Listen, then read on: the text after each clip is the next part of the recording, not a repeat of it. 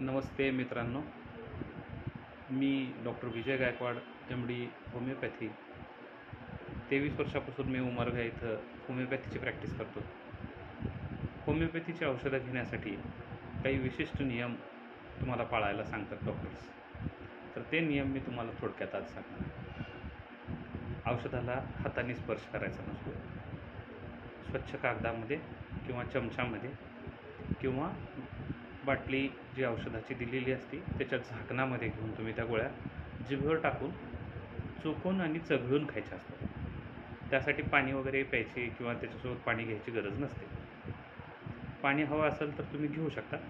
गोळी घेतल्यानंतर लगेचसुद्धा घेऊ शकता किंवा आधी पण घेऊ शकता. दुसरा नियम हा आहे की औषधाच्या आधी आणि नंतर 15 ते 20 मिनिट काही खायचं नाही, प्यायचं नाही.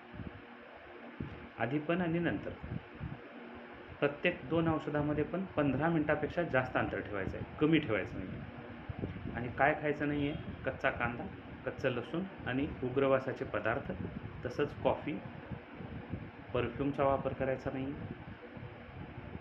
अतितीव्र उग्र वासांच्या जास्त संपर्कात राहायचं नाही. आणि तुम्हाला जे आजार आहे त्यानुसार डॉक्टर काही वेगळे त्या आजारासाठीचे वेगळे पथ्य सांगतील.